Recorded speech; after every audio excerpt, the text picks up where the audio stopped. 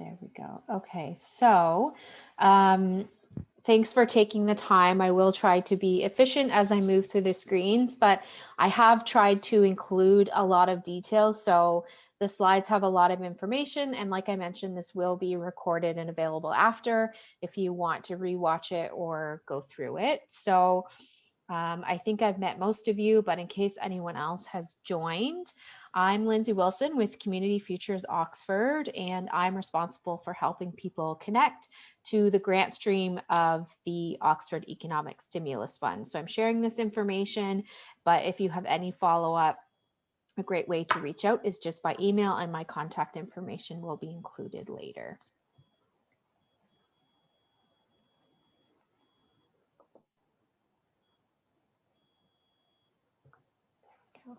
So a little bit about what to expect. We'll talk a little bit about what is the Oxford Economic Stimulus Fund, just to clear up any confusion, because there are two application streams. We'll chat a little bit about eligible applicants and eligible projects, of course, how to apply, and then there'll be an opportunity for direct question and answer at the end. So the Oxford Economic Stimulus Fund is a $1.5 million fund that was approved by Oxford County Council, and the intent was to support the recovery and resiliency of Oxford County's community and economy. So this is a partnership between the municipality of Oxford County.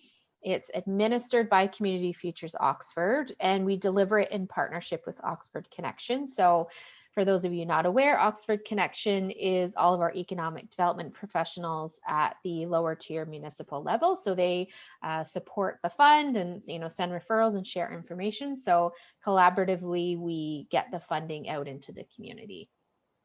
So I mentioned I wanted to make sure I was clear about how the funding is delivered. So there are two streams. So for businesses in our community, there's the access to capital. So those are repayable loans meant to provide relief funding for businesses that have experienced challenges as a result of COVID-19.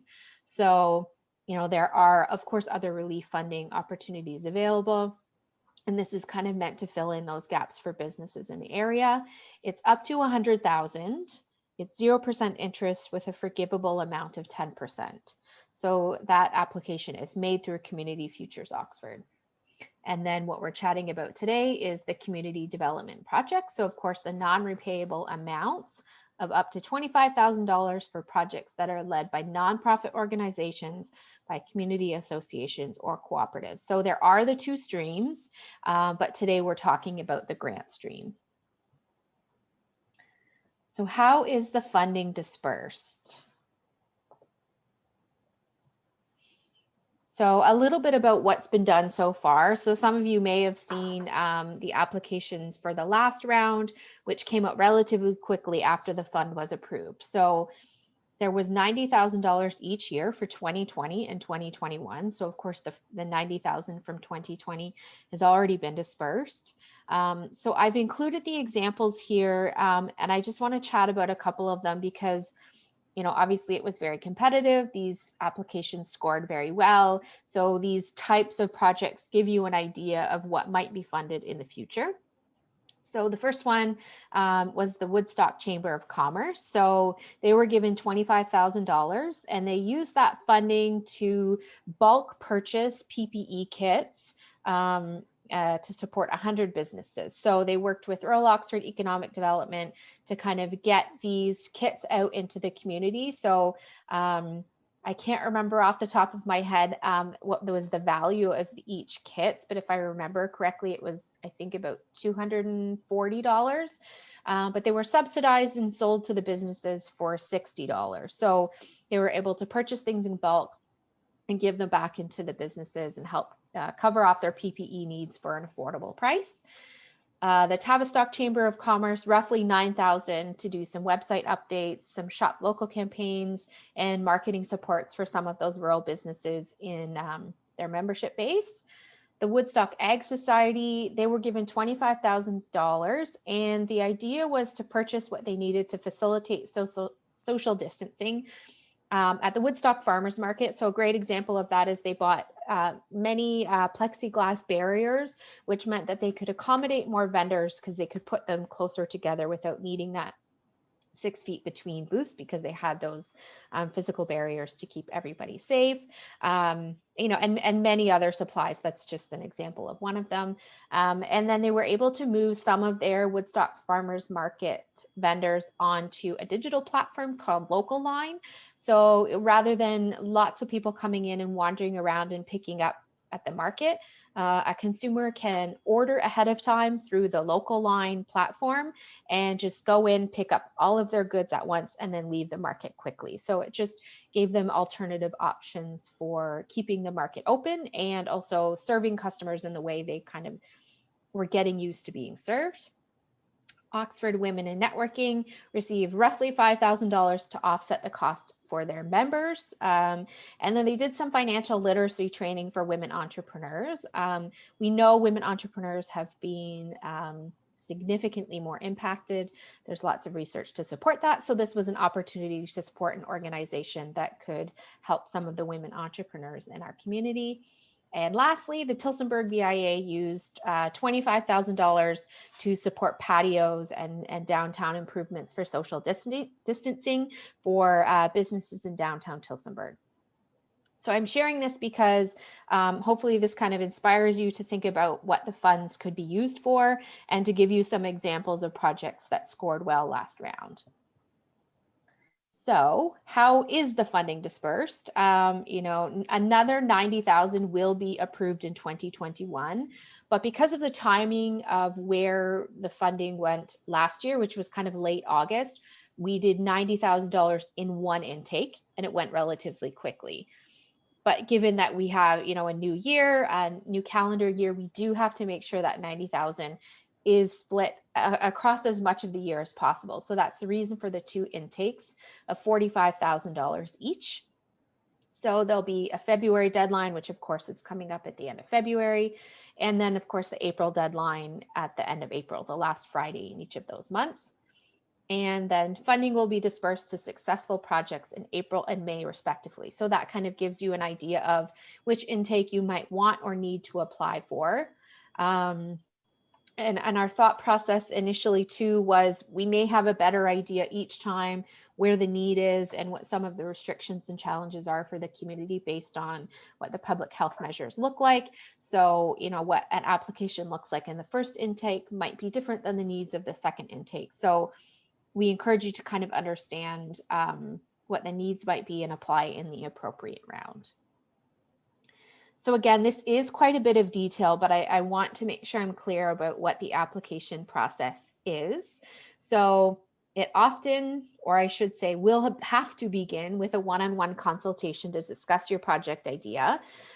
We don't want people wasting a lot of time on an application that might not be eligible or needs a partner, or perhaps there's a partner already working on a similar project. We want the opportunity to be able to connect you to encourage collaborative applications. So the application isn't just listed on the website. There's a consultation process to go through to make sure that it's a great fit and that we can support you through that process. So if all looks good and the project idea is eligible and it's an eligible applicant, you'll be given the application package, and you are free to discuss that application and request feedback from myself or anyone else on our staff team anytime before the deadline. And we're free to support you through that application process. So please know that after you're given the package, we're still here to support you up till that deadline. Of course, submit your application before the intake deadline. And then the next step is that the staff, so myself and our general manager, have to review the applications for completeness and eligibility. So I really can't stress this enough, especially if the grant application process is new to some people who may be engaging in this process. Ineligible or incomplete applications are not reviewed. It was incredibly competitive. And so when they were screened and if they didn't meet the eligibility, and often it was missing the 15% in-kind or cash contribution, if it didn't meet that eligibility, we couldn't review it. So we have included a new checklist to make sure you've covered off everything, but please make sure you've gone through that checklist. The CFO staff score the applications using a matrix. So this just kind of gives some bearings in terms of how they scored against the priority areas, which I'll talk about. And you will get a copy of the matrix in the application package. So there are no surprises about how the application is being reviewed or scored. And then step 6 is our applications are reviewed by our board of directors, and our board of directors determine which applications are approved and which allocation amounts and things like that. And then we reach out to applicants and notify them as quickly as possible following these decisions. So this is the same process that the applications went through last time, and of course we'll stick with the same process this time. So eligible applicants. Eligible lead applicants are community organizations. So for example, a business improvement association, chambers of commerce, farmers markets, arts and culture organizations, those kinds of things. Not-for-profit organizations, cooperatives, or social service organizations. So those must be lead applicants. We do encourage collaborative applications, and a co-applicant can be any organization, including a municipality or even a for-profit business. They just cannot receive any of the grant funds either directly or indirectly. So we would love to see collaborative projects. It's just that the ones listed in that second one cannot be a lead applicant, but can certainly engage and support the program. So eligible projects, again, this is all on our website and also in the application package, but I want to stress that the applicant or even its partners must show a 15% contribution, either cash or in kind. That has to be there in order to meet the eligibility requirements, and it has to be really clearly outlined in the budget.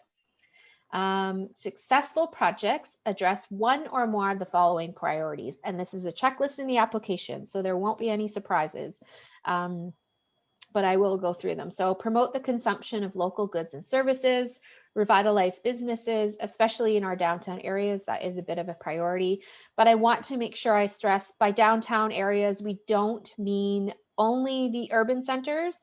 Our rural areas have lots of what we could consider downtown areas as well. And the funding is certainly meant to support businesses across the county, both rural and urban. To support tourism and tourism operators. So we know tourism has been, significantly impacted. So projects to support that industry are very welcome. To support the recovery efforts of small businesses. And, ideally you've been able to determine what those supports need to be by engaging businesses in the community, whether it's your members or, reading past or present survey results, for example, or just kind of gathering that data through, maybe a feedback session. We want to make sure that the project you're identifying is supported by the businesses in our community in some way. So there is a section in the application that asks you to share how you know this project is supported in the community. So that's kind of where the scoring would come in on that. I'm so sorry, but the provide cash flow to nonprofits that have experienced loss of revenue should actually be removed from this list. And I thought I had taken it out. So, this is a great opportunity and a great reminder to focus on this, but that is no longer a priority just based on the competitiveness of the applications before. It was a great idea, but unfortunately, we can't just provide direct cash flow to nonprofits experiencing lost revenue. The last one is capacity development. So projects that help an organization become more resilient in the future by, learning new skills, whether it's, in the example of the Woodstock Ag Society, a lot of those businesses developed the capacity to use an e-commerce platform like Local Line. So not only did they, have the channel to begin with, they had to load all of their products and understand how to use that technical platform. So that certainly developed the capacity of the market, for example. So we do look for those kinds of things as well. What does a strong project look like? These are just kind of some examples to help you get on the right track, but of course there's, a range of different things people can do. But the first one, of course, is actions support current conditions. So whatever public health measures we're experiencing at the time of the application, but also help to make sustainable adjustments for the organization's long term. So it helps now, but also, makes the organization or its businesses more resilient in the future.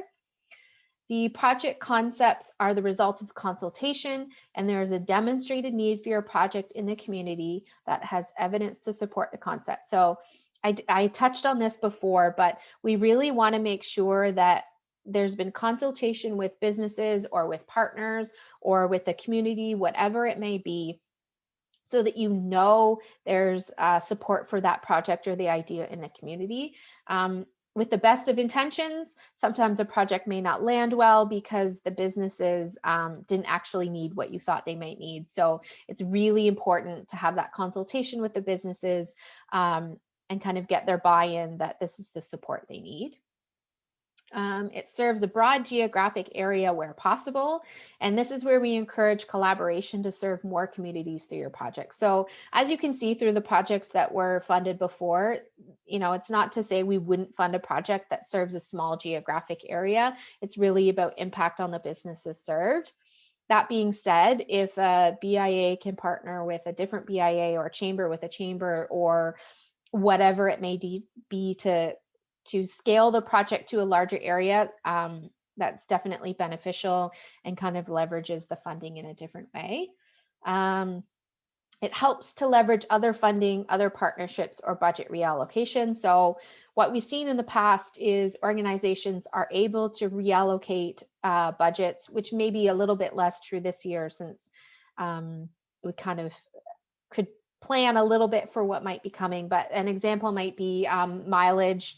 Obviously, we weren't traveling anywhere for meetings or events and things like that. So organizations had a budget line of mileage that they may be able to redirect to different projects. So if this is an opportunity to leverage funding or partnerships in a different way, we really like to see that. And it helps to make Oxford County a more livable community for its residents. So of course, we're always thinking about the small businesses, but there's, consumers in our community at large too. So if you can show or demonstrate that this supports the community at large as well, that's always ideal. So I'm going to stop sharing my screen because that is the end of my slides. And Vicki, I know you joined us, but I've clicked that you're allowed to talk now. So I am going to stop recording.